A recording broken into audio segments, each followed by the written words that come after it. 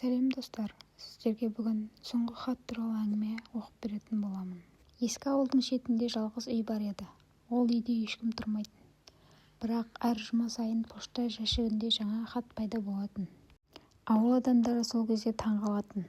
Бұл үйде жан жоқ қой, хатты кім жіберді дейтін олар. Бір күні жас журналист Айбар бұл жұмбақты шешпек болып үйге кірді. Іші шаң басқан, суық. Үстел үстінде бір ғана сурет, жас қыз бен жігіт. Сол сәтте ол жәшіктегі соңғы хатты ашты. Мен сені күтіп жүрмін. Егер бір күні келсең, білгеніңді қалаймын. Мен сені ешқашан тастамадым, деген хат болатын. Айбардың қолы дірілдеді. Хаттың соңында күн мен уақыты жазылыпты. Бүгінгі күн. Сол мезетте үйдің есігі сықырлап ашылды. Есік баяу жабыла кетті. Айбар артына бұрылды. Босағада ақ шашты жүзі шаршаған кәрі әйел тұр екен. Сен де хатты оқыдың ба? Деді ол жай ғана. Айбар үнсіз бас изеді. Бұл үй менікі еді, деді әйел. Ал хаттар, мен оларды өзіме жаздым, дейді. Айбар таң қалды. Неге деп сұрайды. Кәрі әйел терезеге қарап сөзін жалғады. Көп жыл бұрын мен осы үйден кетіп қалдым. Сүйген адамымды күтпедім. Армандарымды тастап қорқақ болдым. Кейін бәрі кеш болды. Ол терең демалды. Сол үшін әр жұма сайын өзіме хат жаздым. Күт, қайтып кел деп. Бәлкім бір күні батылым жетер деп. Айбар жай ғана сұрады. Бүгін неге соңғы хат? Әйел жымиып қойды. Себебі бүгін мен қайтып келдім. Сол сәтте үй іші жылып кеткендей болды. Терезеден күн сәулесі түсті. Үй енді бос емес еді. Айбар сыртқа шыққанда пошта жәшігі енді бос тұрды. Айбар ауладан шыққанда бір нәрсе мазасын алды. Пошта жәшігі бос, бірақ ол жабық емес еді. Ол қайта ашты. Ішінде бір хат жатты. Айбардың аты жазылған. Қолдары қалтырап хатты ашты. Егер сен мұны оқып тұрсаң, демек мен өз орнымды таптым. Бірақ енді бұл үй жалғыз қалмауы керек. Хат жазуды жалғастыратын кез сенікі. Айбар артына қарады. Үйдің есігі ашық тұр, ішінде ешкім жоқ, сурет те жоқ, шаң да жоқ. Үй жаңа ғана біреу тұрғандай жылы еді.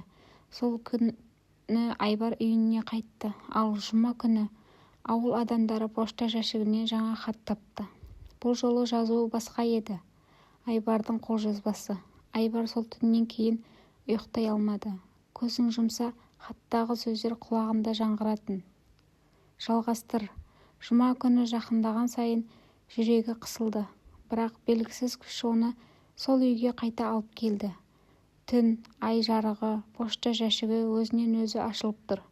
Айбар хатты көрді. Ол өзі жазбаған. Сен келдің. Біз енді екеумізбіз. Бұрын мен жалғыз едім. Артында біреу тұрғанын сезді. Артына қарама, деді сыбыр. Айбар қозғала алмады. Айнадағы бейнесі күлімсіреп тұр еді. Бірақ ол көзін қақпады. Сол сәтте ол түсінді. Хаттар адамдарды емес, иелерін ауыстырып отырған. Таң атты. Адамдар тағы да бір хат тапты. Бұл жолы хатта бір ғана сөйлем бар еді. Енді мен үйімін. Ал Айбар сол күннен кейін ешқашан көрінбеді. Айбар жоғалғаннан кейін ауылда уақыт өзгерді. Жұма күндері ғана емес, әр түнде хат пайда бола бастады. Бірақ енді хаттар жәшікте емес еді. Олар адамдардың үйінің ішінде жататын болды. Жастықтың астында, айна алдында, табалдырықта. Хаттардың бәрі бірдей сөзбен басталатын. Сен дайынсың. Адамдар бір-бірінен соң бір мазасызданды. Кейбірі көшіп кетті, кейбірі түнде өз даусын еститін болды. Бірақ ол дауыс олардың өзінікі емес еді. Ал ескі үй енді ескі емес еді. Терезелерінде түнде жарық жанатын, ішінен сыбыр естілетін. Бірақ ешкім кіріп шықпайтын. Бір түні ауылдың баласы айқайлап жүгіріп келді. Үй дем алып тұр, деді ол. Сол түні жер сілкінгендей болды. Қабырғаларда жаңа есіктер пайда болды. Әр есіктің үстінде адам аты, Айбардың аты ортасында. Соңғы хат сол түні табылды. Үй өспейді, үй жиналады. Ал сен кессің. Ал дәл қазір, егер сен түнде бір парақ қағаз тауып алсаң, және онда сенің атың жазулы тұрса, бұл әңгімені оқығаның үшін емес, бұл шақыру.